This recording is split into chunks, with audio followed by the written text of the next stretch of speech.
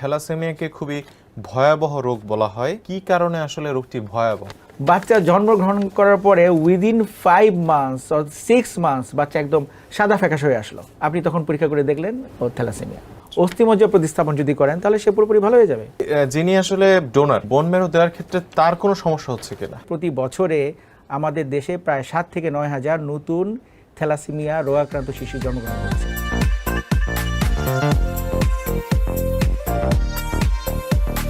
প্রিয় দর্শক, আমাদের সকলকে আমন্ত্রণ জানিয়ে শুরু করছি কালবেলার নিয়মিত স্বাস্থ্য বিষয়ক অনুষ্ঠান বায়োফার্মা প্রেজেন্টস স্বাস্থ্যবেলায়। সাথে আছি আমি তৌহিদুল ইসলাম তারেক। দর্শক, সপ্তাহ ঘুরে আমরা নতুন আরেকটি বিষয় নিয়ে আজকে আলোচনা করব। বিষয়টি হচ্ছে ভয়াবহ রক্তরোগ থ্যালাসেমিয়া। এ বিষয়ে কথা বলতে আমাদের স্টুডিওতে আজ উপস্থিত আছেন ডাক্তার মোহাম্মদ এ জুবায়ের খান, সহযোগী অধ্যাপক ও বিভাগীয় প্রধান, হেমাটোলজি বিভাগ, national institute of laboratory medicine and referral centre. Sir, আমাদের স্টুডিওতে আপনাকে স্বাগত জানাচ্ছি। কেমন আছেন? আলহামদুলিল্লাহ, ভালো আছি, থ্যাংক ইউ ভেরি মাচ। আপনাকে অসংখ্য ধন্যবাদ আজকে আমাদের সময় দেওয়ার জন্য। আমরা আমাদের মূল অনুষ্ঠান শুরুর পূর্বে আপনার সংক্ষিপ্ত একটি জীবন বৃত্তান্ত দেখে আসবো। ডাক্তার মোহাম্মদ এ জুবায়ের খান 1980 সালে ময়মনসিংহ জেলায় জন্মগ্রহণ করেন। তিনি 2005 সালে ঢাকা মেডিকেল কলেজ থেকে MBBS সম্পন্ন করেছেন। এরপর 2016 সালে বাংলাদেশ কলেজ অব সার্জনস থেকে হেমাটোলজি বা রক্তরোগের ওপর উচ্চতর ডিগ্রি FCPS সম্পন্ন করেছেন। বর্তমানে বিশেষজ্ঞ এই চিকিৎসক national institute of laboratory medicine and referral সেন্টারে হেমাটোলজি বিভাগের সহযোগী অধ্যাপক ও বিভাগীয় প্রধানের দায়িত্ব পালন করছেন। স্যার, আমরা থ্যালাসেমিয়া নিয়ে আজকে আলোচনা করব। বিষয়টি বাংলাদেশের একটি বার্নিং ইস্যু। শুরুতেই জানতে চাই, থ্যালাসেমিয়া রোগটি আসলে কি? থ্যালাসেমিয়া হচ্ছে আসলে একটি বংশগত রোগ। শিশুরা তার মায়ের গর্ভ থেকেই এই রোগে আক্রান্ত হয়ে পৃথিবীর আলো পায় এবং বাবা মা থেকেই এই রোগটা তার শিশুদের মধ্যে ছড়িয়ে পড়ে। এদেরকে আমরা আমাদের ডাক্তারি ভাষায় বলি হেরিডিটারি ডিজিজ বা বাংলায় বংশগত রোগ। অনেক বংশগত রোগী আছে, এর মধ্যে আমাদের এই রিজিয়নে থ্যালাসেমিয়া এটি একটি বেশ এখন খুব বাজে অবস্থায় আছে। আচ্ছা, বাজে অবস্থার কথা বলছেন, যদি একটু বলতেন যে বাংলাদেশের বর্তমানে এর পরিবেশ বা চিত্রটা কি এই রোগের? দেখুন, আমাদের দেশে থ্যালাসেমিয়া পেশেন্ট কতজন আছে এ ব্যাপারে আমাদের কোনো রেজিস্ট্রি নেই। তারপরও আমাদের যে থ্যালাসেমিয়া কেরিয়ার যারা আছে তাদের যে পরিসংখ্যান আমরা পাই তাতে আমরা দেখি যে বেশিরভাগ যে স্টাডি রয়েছে তাতে আমরা দেখি প্রায় 10% হচ্ছে থ্যালাসেমিয়া কেরিয়ার। সেই হিসেবে আমরা যদি 17 থেকে 18 কোটি লোক আমরা ধরি তাহলে প্রায় 2.25 কোটি কেরিয়ার বর্তমানে আমাদের দেশে আছে। এটা কিন্তু একটা বড় সংখ্যা, নিঃসন্দেহে 2.25 কোটি কেরিয়ার, এবং এর বেশিরভাগই কিন্তু তারা, আমি বলবো 90% বেশি কিন্তু তারা জানে না তারা যে কেরিয়ার। আমরা কিন্তু নিজেদের মধ্যেই বিয়ে করি, কারণ আমাদের একটা ছোট দেশ। সেই হিসেবে আমাদের যে পরিসংখ্যানগত যে ডাটা তাতে বলা হয় যে প্রতি 100 জন লাইভ বার্থে প্রায় 3 জন করে থ্যালাসেমিয়া রোগাক্রান্ত শিশু জন্মগ্রহণ করছে প্রতি বছর। সেই হিসেবে প্রতি বছরে আমাদের দেশে প্রায় 7 থেকে 9 হাজার নতুন থ্যালাসেমিয়া রোগাক্রান্ত শিশু জন্মগ্রহণ করছে, এবং এরা যদি 25 বছরও বেঁচে থাকে তাহলেও প্রায় 2.5 লক্ষ থ্যালাসেমিয়া রোগাক্রান্ত মানুষ আমাদের দেশে আছে। একটু যদি বিস্তারিত বলতেন যে এই রোগটির পেছনের কারণটা কি? আমরা জানি, আপনি উল্লেখ করেছেন যেটা বংশগত সমস্যা, কিন্তু এই বিষয়টা, এই রোগটি আসলে কিভাবে সংক্রমিত হয় একজন শিশুর শরীরে? এটা কিন্তু একটা বংশগত রোগ, এটা সংক্রমণের কোনো ব্যাপার না, এটা একটা জেনেটিক্যাল এরর, একটা জিনগত সমস্যা। যার শরীরে এই জিনগত সমস্যা থাকে সেই রোগের বাহক। যখন 2 জন বাহক তারা বিয়ে করবে তখন তাদের যে শিশু, সেই শিশুর মধ্যে 2 বাহক থেকে যে জেনেটিক্যাল এরর 2 বাহক থেকে সে পায়, যার ফলে সে রোগাক্রান্ত হয়ে যায়। 2 জন বাহকে যদি বিয়ে হয় তাহলে ওই তার প্রতিটি প্রেগনেন্সির ক্ষেত্রেই রোগাক্রান্ত হওয়ার সম্ভাবনা থাকে 25%। তার যে বাচ্চা হচ্ছে 25% সম্ভাবনা থাকে। এই নয় যে সে চিন্তা করলো তার 4টা বাচ্চা হবে, এর মধ্যে একটা বাচ্চা তার রোগাক্রান্ত হবে, বাকিরা তো ভালো থাকলো, ব্যাপারটা তাই নয়। এটা প্রত্যেকটা প্রেগনেন্সির ক্ষেত্রেই তার সম্ভাবনা হচ্ছে 25%। এমনও হতে পারে তার যদি ভাগ্য খারাপ থাকে তাহলে সে 4টা বাচ্চা নিলে 4টা বাচ্চাই রোগাক্রান্ত হতে পারে। সুতরাং 2 জন কেরিয়ার যদি বিয়ে করে তাদের ক্ষেত্রে প্রতিটি pregnancy very risky, because 25% risk কিন্তু অনেক বড় রিস্ক। আচ্ছা, সুতরাং এটা কিভাবে আক্রান্ত হয় ব্যাপারটা অবশ্যই জরুরি, কিন্তু সবচেয়ে জরুরি যে দুইজন বাহক বিয়ে করছে কিনা। আচ্ছা, দুইজন বাহকে যদি বিয়ে করে, থ্যালাসেমিয়া রোগের বাহক বিয়ে করে, এবং আমাদের দেশে 2.25 কোটি বাহক আমরা নিজেদের মধ্যেই বিয়ে করি, এবং আমাদের এই বাহকেরা যখন বিয়ে করলো তখন তার শিশুটিতে থ্যালাসেমিয়া হয়ে যাওয়ার সম্ভাবনা অনেক বেশি। আচ্ছা, তার মানে এটা অনেকটা গাণিতিক সূত্রের মতো যে প্লাস এবং প্লাসের, যেটা আমরা প্লাসই দেখছি, প্লাসে মাইনাসে আবার মাইনাস দেখছি। তার মানে হচ্ছে যে দুইজন যদি বাহক হয়ে থাকে, একজন শিশু সে যখন জন্মগ্রহণ করবে সে থ্যালাসেমিয়া রোগী হিসেবে জন্মগ্রহণ করবে, কিন্তু একজন যদি বাহক হয় এবং আরেকজন যদি বাহক না হয় বাবা মার মধ্যে, তার মানে শিশুটা তখন হয়তো রোগী হবে না, বাহক হতে পারে। এক্স্যাক্টলি। আমরা কিন্তু বাহক নিয়ে চিন্তা করছি না। আচ্ছা, কারণ বাহকদের ক্ষেত্রে, থ্যালাসেমিয়া রোগের বাহকদের ক্ষেত্রে সেই ধরনের কোনো সিমটম তাদের থাকে না, এবং তারা অন্যান্য মানুষের মতোই সুস্থ স্বাভাবিকভাবেই কিন্তু তারা কাজকর্ম করতে পারে। তাদের কোনো জটিলতার সম্মুখীন হতে হয়? সেরকম কোনো জটিলতার সম্মুখীন হতে হয় না। যে ধরনের জটিলতা হতে পারে সেগুলি ইজিলি কারেক্টেবল, এবং ইজিলি এগুলি আমরা খুব অল্প আয়াসেই তাদেরকে আমরা সেই চিকিৎসা আমরা দিতে পারি, এবং এটা খুবই সহজ। কিন্তু থ্যালাসেমিয়া রোগে আক্রান্ত হয়ে গেলে আপনি সেটা জানেন, সেই ম্যানেজমেন্টটা কত জটিল এবং কত, সেটাই আমরা জানবো। একটু এর আগে আরেকবার একটু ছোট করে জিজ্ঞেস করি যে বাবা মা থ্যালাসেমিয়ার বাহক হওয়া ছাড়া অন্য কোনো কারণ আছে কিনা কোনো মানুষের থ্যালাসেমিয়া আক্রান্ত হবার? কোনো সম্ভাবনা নেই। আপনাকে আগেই বলেছি, এটা বংশগতির ধারণা থেকেই কিন্তু এটি এসছে। বাবা মা যদি থ্যালাসেমিয়া রোগে আক্রান্ত কেরিয়ার না হয়, তাহলে বাচ্চা থ্যালাসেমিয়া রোগে আক্রান্ত হওয়ার কোনো সম্ভাবনা নাই। এমনকি বাবা মার কেউই যদি থ্যালাসেমিয়া রোগের কেরিয়ার না হয়ে থাকে, তাহলে তার বাচ্চা কোনো মতেই সে কেরিয়ার হবে না। বাচ্চা যদি কেরিয়ার হয়, বাবা মা যদি কেউ কেরিয়ার না হয়ে থাকে, তাহলে এটা তাদের সন্তান নয়। আচ্ছা, খুব সুন্দর বলছিলেন। একটু জানার চেষ্টা করব যে থ্যালাসেমিয়াকে খুবই ভয়াবহ রোগ বলা হয় এবং খুবই জটিল চিকিৎসার একটি রোগ বলা হয়। একটু যদি আমাদেরকে বোঝানোর চেষ্টা করতেন যে কি কারণে আসলে রোগটি ভয়াবহ। থ্যালাসেমিয়া রোগ এটা হচ্ছে রক্তের একটা রোগ, এবং এ রোগের শুরুই হয় আমার শরীর আমার নিজের রক্ত তৈরি করছে ঠিকই, কিন্তু রক্তগুলি ভেঙে যায়, যার ফলে এই রোগীগুলিতে সবসময় রক্ত কম থাকে। রক্ত হচ্ছে আমার বডির মেইন লাইফ লাইন। আমার শরীরে যদি রক্ত ঠিকমতো উৎপাদন না হয়, তাহলে আমার কি হবে? আমি তো সুস্থ মানুষের বেঁচে থাকতে পারবো না। আমার গ্রোথ হবে না, আমার বাচ্চাদের বুদ্ধি বাড়বে না, সে তার ব্রেন ঠিকমতো কাজ করবে না, সে স্বাভাবিক মানুষের বেঁচে থাকতে পারবে না, সে হবে সমাজের জন্য একটা বার্ডেন, তার পরিবারের জন্য একটা বার্ডেন। তদুপরি এই বাচ্চাদেরকে বাঁচিয়ে রাখার জন্য নিয়মিত ব্লাড ট্রান্সফিউশন করতে হয়। এবং শুধু তাই নাই, রক্ত যেহেতু আমাদের সারা শরীরে আমাদের প্রবাহিত হচ্ছে, রক্তের সাথে শরীরের প্রত্যেকটি অংশ কিন্তু জড়িত। রক্ত যদি ভালো না থাকে, তাহলে আপনার শরীরের কোনো অংশই কিন্তু ঠিকমতো কাজ করবে না। এবং প্রত্যেকটি অংশে, আপনি হার্ট বলেন, আপনার লিভার বলেন, আপনার সমস্ত যে অর্গান, সেগুলি কিন্তু আস্তে আস্তে ড্যামেজ হবে। ব্যাপারটা যদি এরকম হতো যে এটা আমাদের লিভারের সমস্যা বা এটা আমার লাংসের সমস্যা, তার চেয়ে রক্তের সমস্যা হওয়ার কারণে এটি শরীরের প্রত্যেকটা অংশের সাথে ওতপ্রোতভাবে জড়িত, এবং প্রত্যেকটি অংশই কিন্তু ইনভলভ হয়। বিষয়টা আসলে কি যে তার রোগীর শরীরে রক্ত উৎপাদন হচ্ছে না, নাকি হলেও সেটা কাজ করছে? ব্যাপারটা হচ্ছে যে এই রক্তগুলি উৎপাদন হয় ঠিকই, কিন্তু রক্তগুলি ভেঙে যায়। আচ্ছা, রক্তের স্টেবিলিটি কম থাকে, এবং রক্ত তৈরি করার জন্য সে প্রচুর পরিমাণে সে চেষ্টা করে, অনেক বেশি পরিমাণে সে তার শক্তি খরচ করে, কিন্তু সেই রক্তটা সে ধরে রাখতে পারে না, রক্তটা ভেঙে যায়। যেটা আমরা বিস্তারিত জানি যে রক্তের তো বেশ কিছু উপাদান থাকে, শ্বেত রক্তকণিকা, লোহিত রক্তকণিকা। এটি লোহিত রক্তকণিকার সমস্যা। লোহিত রক্তকণিকাগুলো টিকে থাকতে পারে না, ও ভেঙে যায়। নরমালি আমাদের শরীরে লোহিত রক্তকণিকা 120 দিন পর্যন্ত গড়ে বেঁচে থাকে, কিন্তু এই লোহিত রক্তকণিকা খুবই অল্প সময়, হয়তো 10 দিন, 15 দিন, 20 দিন, এর বেশি এরা বেঁচে থাকতে পারে না রোগীর শরীরে। এরা ভেঙে যায়, এবং সবচেয়ে বেশি সমস্যা হয় যে এই লোহিত কণিকাগুলি স্ট্যাবিলিটি কম থাকে বলে যে কোনো ইনফেকশানে বা যে কোনো ধরনের অন্য কোনো অংশ যদি রোগাক্রান্ত হয়, অন্য কোনো অসুখ হয়, সাথে সাথে ওগুলির ভাঙার পরিমাণ আরও বেড়ে যায়। আচ্ছা, দেখা যায় যে থ্যালাসেমিয়া পেশেন্টগুলির নর্মাল ফ্লু নিয়ে আসছে, অন্য বাচ্চাদের হয়তো কিছুই হলো না, সে 2-3 দিন পরে ভালো হয়ে গেল, কিন্তু এই বাচ্চাগুলি দেখা যায় তাদের ফ্লু হওয়ার পরে হঠাৎ করে রক্ত খুব বেশি পরিমাণে ভেঙে গেল। আচ্ছা, সুতরাং এছাড়াও আরও অনেক সমস্যা হয়। আচ্ছা, এই যে লোহিত রক্তকণিকাগুলি যে ভেঙে যায়, এই ভেঙে যাওয়ার ফলে হয় কি, আমাদের এই লোহিত রক্তকণিকার ভিতরে যে হিমোগ্লোবিন থাকে, এই হিম কিন্তু এটা আয়রন, এই আয়রনগুলি কিন্তু ভেঙে যাওয়ার ফলে তারা রক্তের মধ্যে এক্সপোজড হয়ে যায়।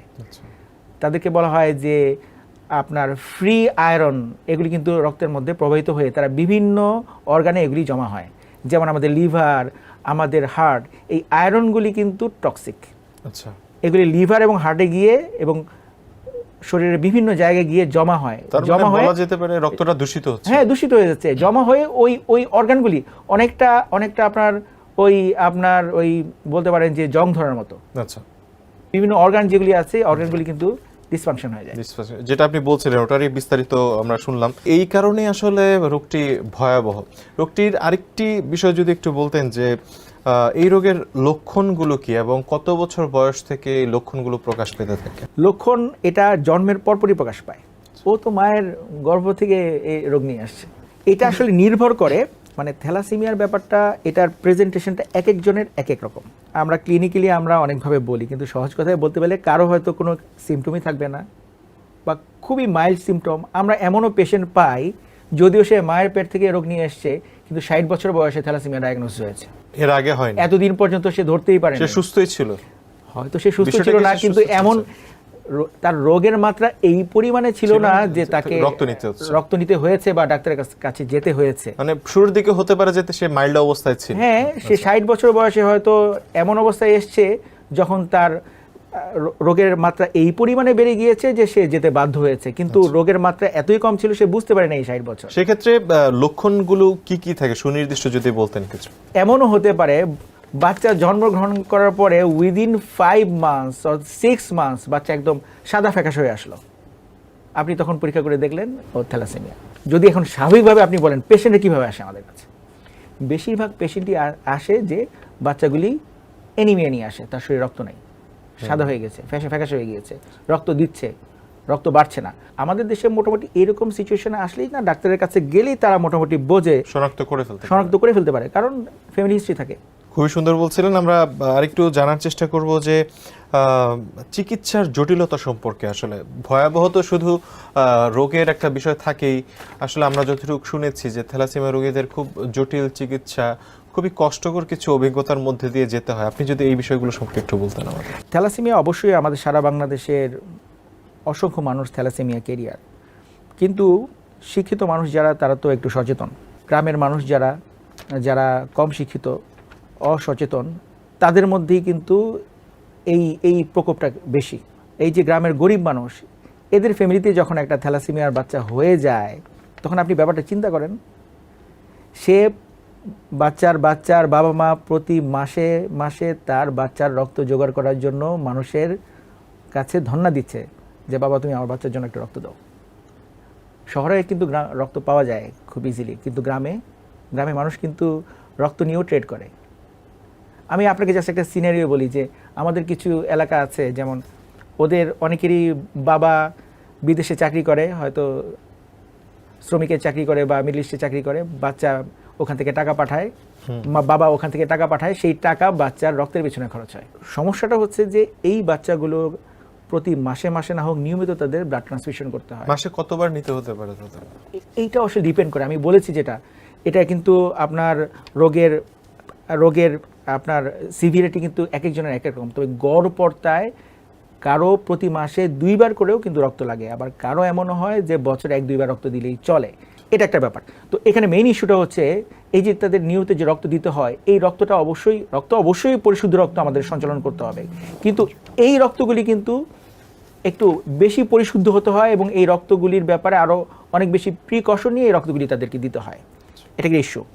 এবং এই ধরনের থ্যালাসেমিয়া বাচ্চাদের যে পরিশুদ্ধ রক্ত দিতে হয়, সেই রক্তের প্রিপারেশনের খরচও কিন্তু অনেক বেশি, এবং আমাদের সরকারের পক্ষে আসলে এই ধরনের ফ্যাসিলিটি দিয়ে এরকম পরিশুদ্ধ রক্ত এদেরকে দেওয়াটা আমাদের গভর্নমেন্টের জন্য আসলেই কঠিন। এটা একটা ইস্যু।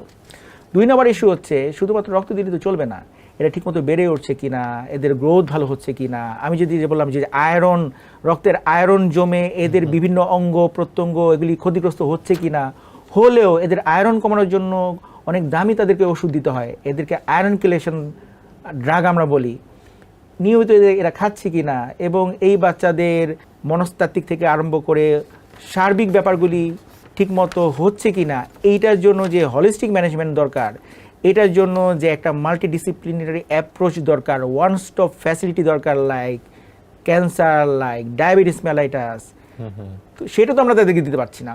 উপরন্তু এই বাচ্চা যারা আছে বেশিরভাগ হচ্ছে গরিব মানুষের ছেলে মেয়ে, তারা সেইভাবে অ্যাফোর্ড করতে পারে না, তারা ওই রক্ত দেওয়া পর্যন্তই তারা থেমে থাকে এবং আলটিমেটলি আমি বলি যে এই বাচ্চাগুলি নিয়মিত রক্ত পায় এবং মারা যায়। না পাওয়ার কারণে সে অকালে মারা যাচ্ছে? না, নিয়মিত রক্ত পায়, আচ্ছা, রক্ত পেয়ে পেয়ে মারা যায়, কারণ সেইভাবে সে ব্লাড ট্রান্সফিউশন পাচ্ছে না, ব্লাড ট্রান্সফিউশনটাও দূষিত, অন্য কোনো ম্যানেজমেন্টও পাচ্ছে না, ওষুধ পাচ্ছে না, সে রক্ত পেয়ে পেয়েই মারা যায়। আমি এভাবেই বলি। আচ্ছা, তার মানে রক্ত পাচ্ছে ঠিকই অনেকেই, কিন্তু সঠিক ট্রিটমেন্টটা তার এক্স্যাক্টলি হচ্ছে না। এটার ম্যানেজমেন্ট আর ব্লাড ট্রান্সফিউশন দুই জিনিস। থ্যালাসেমিয়া রোগের জন্য blood transfusion is a part of management, কিন্তু তার আর অনেক বেশি হলিস্টিক ম্যানেজমেন্ট দরকার। যেটা আপনি বলছিলেন যে একই ছাদের নিচে বেশ কিছু ট্রিটমেন্ট তাকে নিতে হয়, মাল্টিডিসিপ্লিনারি ট্রিটমেন্ট তাকে নিতে হবে অবশ্যই।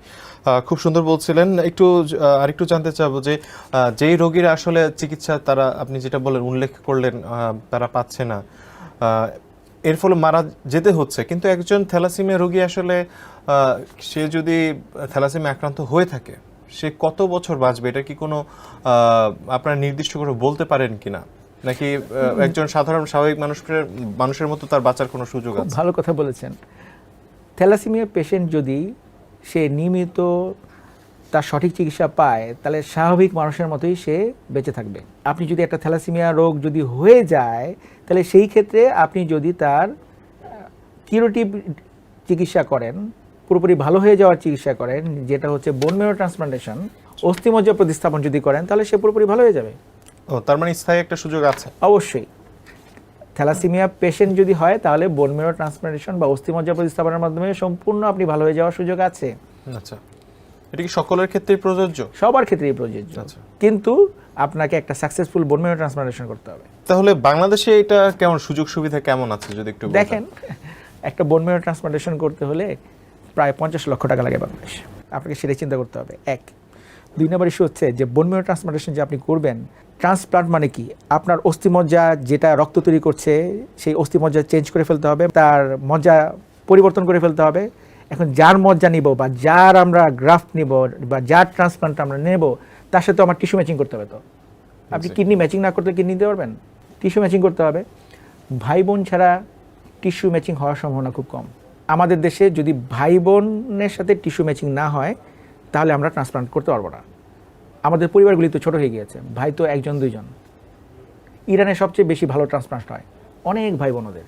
আচ্ছা আচ্ছা। আবার ভাই বোন ছাড়া যদি অন্য কারোর সাথে যদি আমি ম্যাচিং পরীক্ষা করতে চাই, ইটস নট পসিবল, কারণ এক একটা ম্যাচিং পরীক্ষা অনেক কস্টলি, 20,000-25,000 টাকা করে লাগে একটা ম্যাচিং পরীক্ষার জন্য।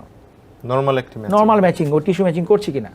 বাইরের কান্ট্রিগুলোতে কি ওদের ম্যারো ডোনার রেজিস্ট্রি আছে, আমরা যখন আমাদের ব্লাড গ্রুপ জানি, বাইরের কান্ট্রিগুলোতে ওরা ওদের টিস্যু ম্যাচিং জানে। আচ্ছা আচ্ছা।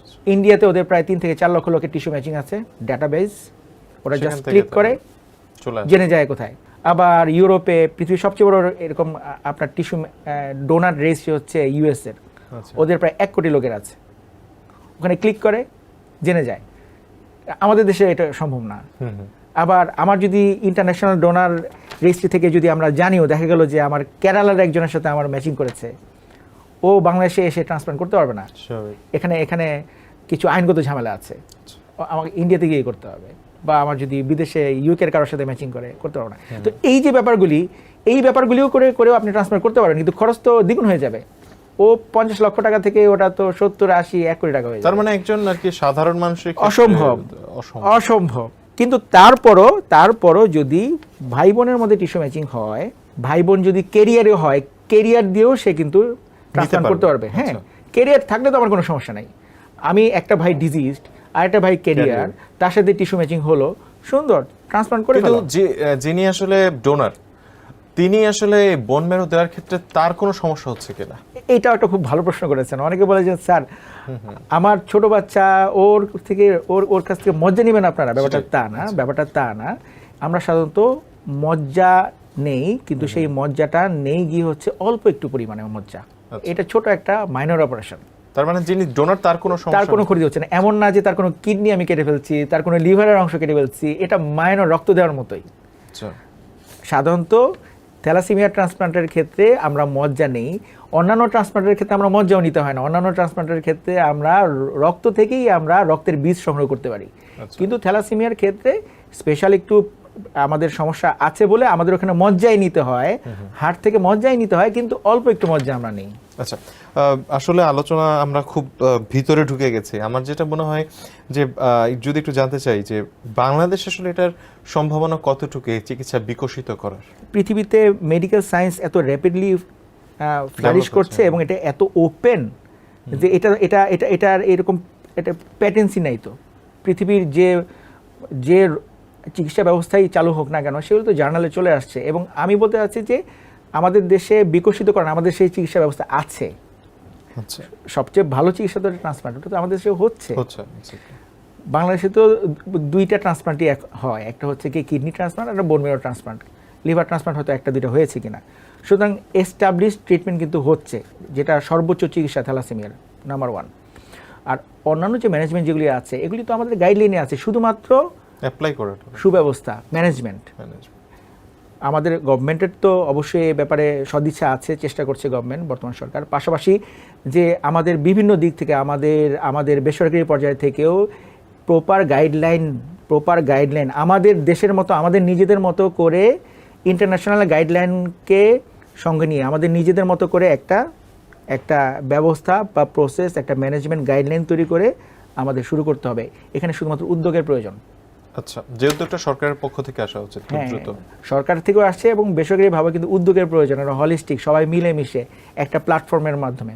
আচ্ছা, হেফাজত না।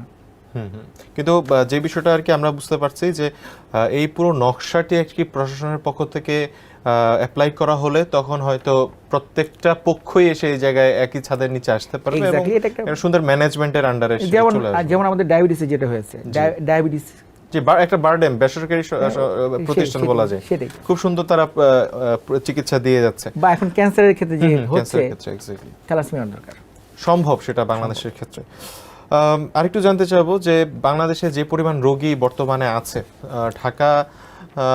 ঢাকার বাইরে আপনি বলছেন যে যারা মূলত একটু গ্রামে আছে, যাদের ভিতরে সেই সচেতনতাটা নাই, তাদের ভিতরে আসলে এই রোগের প্রকোপটা বেশি।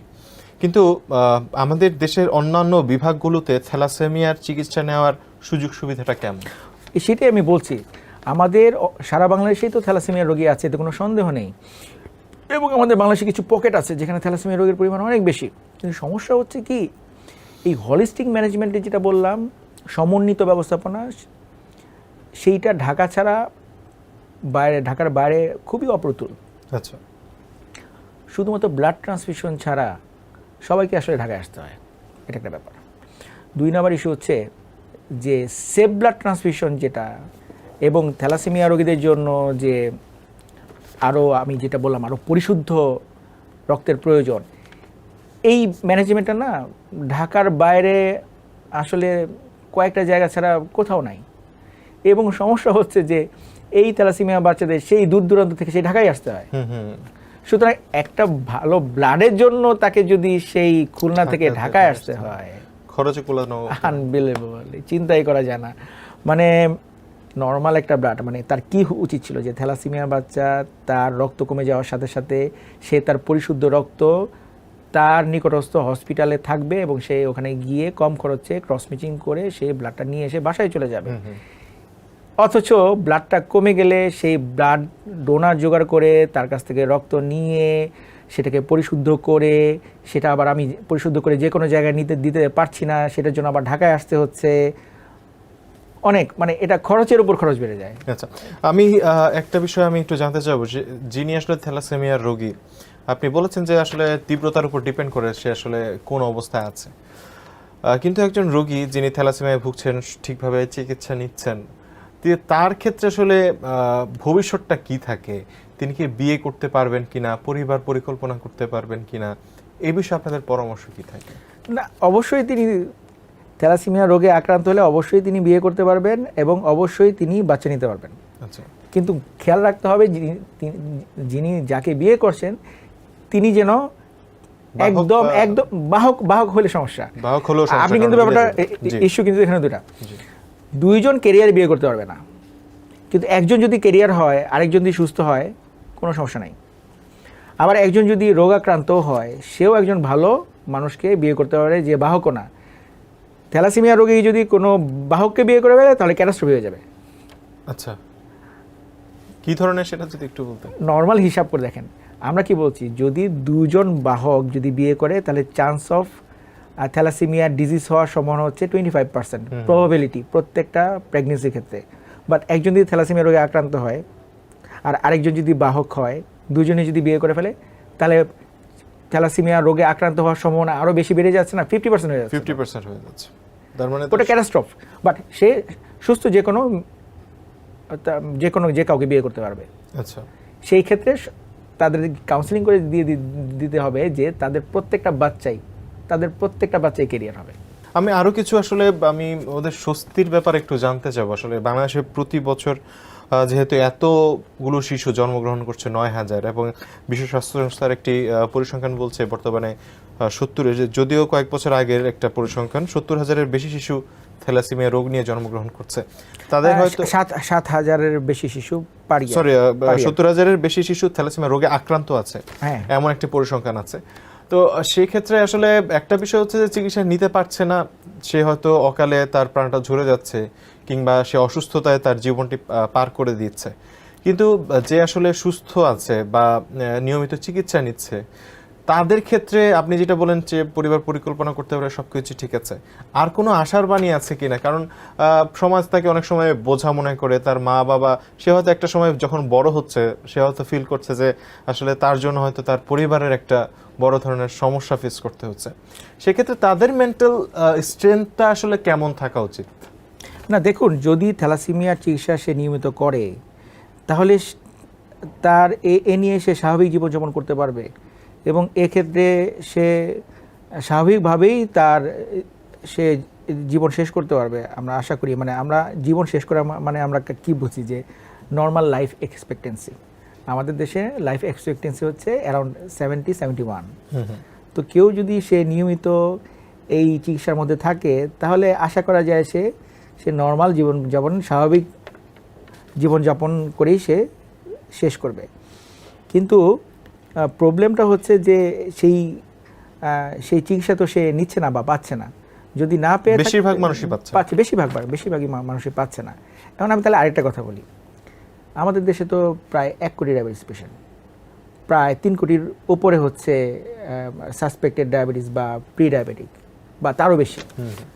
তো ডায়াবেটিস আক্রান্ত পেশেন্ট, ওদের ডায়াবেটিস তো ভালো হয় না, তো সেই ক্ষেত্রে তারা ম্যানেজমেন্টের মাধ্যমে ভালো আছে না, বরং যারা ডায়াবেটিসে আক্রান্ত তারা স্বাস্থ্য ভালো থাকে, ডিসিপ্লিনের মধ্যে থাকে, ব্যাপারগুলি তাই। তবে সর্বশেষ জানতে চাবো যে আসলে আপনাদের জায়গা থেকে, যেহেতু আপনি national institute of laboratory medicine ও রেফারেল সেন্টারে আছেন, আসলে আপনাদের পক্ষ থেকে প্রশাসনকে আসলে কি ধরনের পরামর্শ দেওয়া হচ্ছে এই রোগটি ম্যানেজমেন্ট করার ক্ষেত্রে, বা আমরা সামনে কি দেখতে পেতে পারি যে থ্যালাসেমিয়া রোগীরা এই সুবিধাটুকু পাবে বাংলাদেশে? আচ্ছা, আমরা আমাদের গভর্নমেন্টের পক্ষ থেকে আমরা বেশ কিছু উদ্যোগ নিয়েছি। একে একে বলতে গেলে আমরা প্রথমে যেটা করতে চাচ্ছি সেটা হচ্ছে যে আমরা একটা আইন প্রণয়নের ব্যাপারে আমরা বলতে পারেন এটা ড্রাফটিং করছি। আমরা এটা আইন প্রণয়ন যেটা আমরা করতে চাচ্ছি সেটা হচ্ছে যে সেটাকে বলে ম্যান্ডেটরি প্রি ম্যারাইটাল স্ক্রিনিং।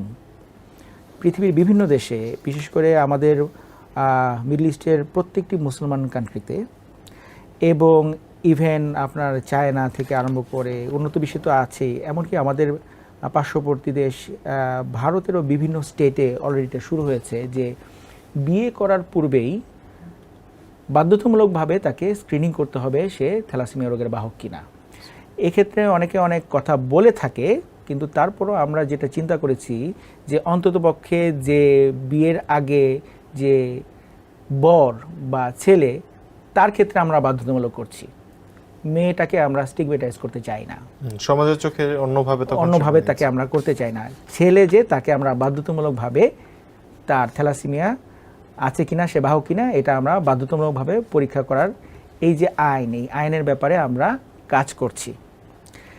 যদি ছেলে কেরিয়ার হিসেবে প্রমাণিত হয় তাহলে সেই ক্ষেত্রে তখন আমরা মেয়ের ব্যাপারেও আমরা তখন তাকে ইয়া করবো, যে তাহলে সেটা তখন মেয়েকেও পরীক্ষা করতে হবে। যদি দুইজনই বাহক হয় তাহলে সেই ক্ষেত্রে আমরা এই বিয়ে বন্ধ করব না, আমরা তাদেরকে কাউন্সেলিং করব। স্বাভাবিক, এটা তো এরকম একটা ড্রাফটিং এর কাজ আমরা করছি। আমরা আশা করছি যে হয়তো খুব অদূর ভবিষ্যতে এটি প্রসেস যে আছে এগুলি শেষ হওয়ার পরে এগুলি হয়তো সংসদে পাশ হয়ে গেলে এটা একটা আইন হয়ে যাবে। এটা একটা কাজ। 2 নম্বর কাজ আমরা যেটা করছি সেটা করছি আমরা নিউনেটাল স্ক্রিনিং। যদিও থ্যালাসেমিয়ার ক্ষেত্রে নিউনেটাল স্ক্রিনিংয়ের কন্ট্রোভার্সি আছে, কিন্তু তারপরও আমরা যেটা এখন একটা কাজ করছি সেটা হচ্ছে সারা বাংলাদেশে এটা একটা পাইলটিং করছি। আমরা প্রায় সারা বাংলাদেশের 50টি সেন্টার থেকে আমরা একদম নিউনেট মানে হচ্ছে যে 1 দিন 2 দিনের বাচ্চা, মানে 28 দিনের কম বয়সী বাচ্চাদের নিউনেট বলা হয়। মানে জন্মগ্রহণ করার সাথে সাথেই ওই বাচ্চার কাছ থেকে স্যাম্পল চলে আসছে আমার ন্যাশনাল ইনস্টিটিউটে, সেই স্যাম্পলটা পরীক্ষা করে বলে দিচ্ছি এই বাচ্চা থ্যালাসেমিয়া রোগের বাহক কিনা। আচ্ছা, এটা একটা পাইলটিং চলছে সারা বাংলাদেশে। ভবিষ্যতে হয়তো সারা বাংলাদেশে যে কোনো শিশু জন্মগ্রহণ করার সাথে সাথে তার স্যাম্পল চলে আসবে আমাদের কাছে, আমরা বলে দিব যে এই বাচ্চা থ্যালাসেমিয়া রোগের বাহক কি বাহক না। শুধু থ্যালাসেমিয়া না, থ্যালাসেমিয়ার সাথে আরও বেশ কিছু রোগ ধরা যায় যেগুলি আমরা বংশগতির রোগ বললাম, সেরকম এটা একটা কাজ চলছে। 3 নাম্বার আমরা যে কাজটা আমরা অবশ্যই মানে বলবো যে সারা বাংলাদেশে গভর্নমেন্ট চাচ্ছে যে এরকম ব্লাড ট্রান্সফিউশনকে আরও শক্তিশালী করে থ্যালাসেমিয়া যারা চিকিৎসা পাচ্ছে বা তাদেরকে আরও ভালো চিকিৎসা দেওয়া যায় কি না, এই ব্যাপারটাও আমাদের গভর্নমেন্টের মাথায় আছে, আমরা চেষ্টা করছি। আর তাছাড়া আপনারা তো আছেনই, আমাদের আসলে মানুষকে আরও বেশি সচেতন করতে হবে। আরেকটা ব্যাপার আমরা যেটা চিন্তা করছি যে গভর্নমেন্টের বিভিন্ন প্রতিষ্ঠানে এমনকি বিভিন্ন বিশ্ববিদ্যালয়ে কিন্তু এখন ভর্তি হতে হলে কিছু কিছু পরীক্ষা বাধ্যতামূলক করতে হয়। এর মধ্যে যেমন ডোপ টেস্ট এখন অনেক জায়গায় করতে হয়। আমরা চাচ্ছি যে এই গভর্নমেন্টের যে প্রতিষ্ঠানগুলি আছে, চাকরি হোক বা যে কোনো প্রতিষ্ঠান হোক বা যে আপনার বিশ্ববিদ্যালয় হোক, এই যে পরীক্ষাগুলি করে বা যেগুলো আমরাগুলি মেডিকেল টেস্ট বলি, অনেকখানি কিন্তু মেডিকেল টেস্ট কিন্তু বাধ্যতামূলক করেই কিন্তু ঢুকতে হবে। ওই মেডিকেল টেস্টের মধ্যে যেন এই থ্যালাসেমিয়া কেরিয়ার স্ক্রিনিংটা এটা ইনকর্পোরেট করে দেওয়া যায় কিনা সেই ব্যাপারে আমরা চিন্তা ভাবনা করছি। পরিকল্পনা বা পদক্ষেপগুলো না হলে আশা করছি যে দেশে থ্যালাসেমিয়া রোগী কমে যাবে। কারণ হচ্ছে এটা একটা বংশগত রোগ। আপনি ডায়াবেটিস বা ক্যান্সার পুরোপুরি আপনি বন্ধ করতে পারবেন না, কিন্তু এই রোগ পুরোপুরি জিরোতে নিয়ে আসা সম্ভব যদি আপনি কেরিয়ারগুলির 2 কেরিয়ারে বিয়ে আপনি বন্ধ করে দেন। সর্বশেষ জানতে চাইবো ছোট্ট করে, সেটা হচ্ছে যে কোন টেস্টটি করালে আসলে শনাক্ত করা যায় যে একজন ব্যক্তি থ্যালাসেমিয়া বাহক কি না? একটি মাত্র টেস্ট, সেটি হচ্ছে নর্মাল টেস্ট, আমরা হিমোগ্লোবিন ইলেকট্রোফোরেসিস বলি, হিমোগ্লোবিন ইলেকট্রোফোরেসিস। আচ্ছা, এটি এবং এই টেস্টটা খুব কম খরচের টেস্ট। গভর্নমেন্ট পর্যায়ে এই টেস্টের খরচ, যেমন আমার ন্যাশনাল ইনস্টিটিউটে টেস্টের খরচ হচ্ছে 510 টাকা, এবং যে কেউ এই টেস্ট করতে পারবে। এবং বেশিরভাগ ক্ষেত্রে একটি মাত্র টেস্ট করলেই সে ধরতে পারবে সে থ্যালাসেমিয়া রোগের বাহক কিনা অথবা রোগে আক্রান্ত কিনা। এবং এই টেস্ট বারবার করার কোনো প্রয়োজন নাই, জীবনে একবার করলেই। তবে অবশ্যই অবশ্যই অবশ্যই অবশ্যই সে এই টেস্টটি করার আগে যেন একজন রক্তরোগ বিশেষজ্ঞের পরামর্শ নিয়ে সে যেন এই টেস্টটি করে, এবং টেস্টটি করেও রিপোর্টটা নিয়ে যেন একজন রক্তরোগ বিশেষজ্ঞ দেখায়, নর্মাল হলেও যেন দেখায়। কারণ অনেক সময় কিছু সমস্যা পিটফল থাকে, নর্মাল হলেও সে কেরিয়ার হতে পারে।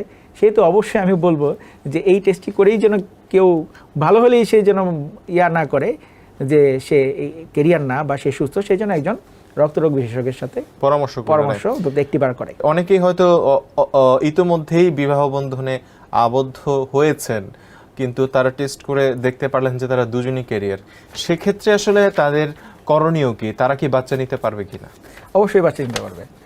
সেই ক্ষেত্রে আমরা যেটা করি সেটা হচ্ছে তারা বাচ্চা নেওয়ার পরে, বাচ্চা গর্ভে 13 সপ্তাহ হওয়ার আগেই আমরা তার একটা পরীক্ষা করি, সেটাকে আমরা বলি কোরিওনিক ভিরাস স্যাম্পলিং। এই পরীক্ষা করে বলে দেওয়া যায় যে তার গর্ভস্থ বাচ্চা সে কি ক্যারিয়ার না রোগে আক্রান্ত না সুস্থ। আচ্ছা, যদি রোগে আক্রান্ত হয় তাহলে সেই ক্ষেত্রে বাচ্চার বাবা মার সাথে কাউন্সিলিং করে সেটা আমরা টার্মিনেশন করতে পারি ফার্স্ট ট্রাইমাস্টারে 12 থেকে 14 সপ্তাহের মধ্যেই। আর যদি ক্যারিয়ার হয় কোনো সমস্যা নাই, প্রসিড দ্য প্রেগনেন্সি। ভবিষ্যতে আমরা এই টেকনোলজিও আমরা নিয়ে আসার চেষ্টা করছি যে কোরিওনিক ভিরাস স্যাম্পলিং তো একটা ইনভেসিভ প্রসিডিওর। আমরা মায়ের রক্ত পরীক্ষা করেই বলে দিতে পারবো যে গর্ভস্থ বাচ্চা তার রোগে আক্রান্ত কিনা বা রোগের বাহক কিনা। এটা কবে নাগাদ আসতে পারে? এটা আমরা চেষ্টা করছি, এবং এটা এই টেকনোলজি এখন পৃথিবীতে আছে। এটা আমরা বলি নেক্সট জেনারেশন সিকোয়েন্সিং বলি, এটা আনা সম্ভব। আমরা চেষ্টা করছি, হয়তো গভর্নমেন্ট পর্যায়ে হোক বা বেসরকারি পর্যায়ে হোক, এটি চলে আসবে ইনশাআল্লাহ। অসংখ্য ধন্যবাদ। আমরা অনুষ্ঠানের একদমই শেষ পর্যায়ে, সর্বশেষ যাওয়ার আগে আমাদের দর্শকদের উদ্দেশ্যে একদম সংক্ষেপে যদি একটু কোনো পরামর্শ যদি থেকে থাকে। ধন্যবাদ। দর্শকদের উদ্দেশ্যে আমি একটি কথাই বলবো যে 18 কোটি লোকের দেশ, প্রায় 2.25 কোটি ক্যারিয়ার, সুতরাং আপনি আগে নিশ্চিত হন যে আপনি থ্যালাসেমিয়া রোগের বাহক কিনা। প্রিয় দর্শক, আপনারা দেখছিলেন কালবেলার নিয়মিত স্বাস্থ্য বিষয়ক অনুষ্ঠান বায়োফার্মা প্রেজেন্টস স্বাস্থ্যবেলা। সাথে ছিলাম আমি তৌহিদুল ইসলাম তারেক। দর্শক, পুরো পর্ব জুড়ে আমরা আলোচনা করেছি ভয়াবহ রক্তরোগ থ্যালাসেমিয়া নিয়ে। আশা করছি এই পর্ব থেকে পাওয়া তথ্যগুলো আপনারা আপনাদের নিজেদের কাছের মানুষের সাথে শেয়ার করবেন, এবং একই সাথে এই ভয়াবহ রোগটি থেকে মুক্তি পাওয়ার একটি মাত্র উপায় যে দুজন থ্যালাসেমিয়ার বাহকের মধ্যে বিবাহ বন্ধন আবদ্ধ না হওয়া। আশা করছি ভালো থাকবেন, সুস্থ থাকবেন, সচেতন থাকবেন। পরবর্তী পর্ব দেখার আমন্ত্রণ জানিয়ে আজ এখানে বিদায় নিচ্ছি। আপনাকে অসংখ্য ধন্যবাদ আমাদের সময় দেওয়ার জন্য। ধন্যবাদ, দর্শকদেরও ধন্যবাদ।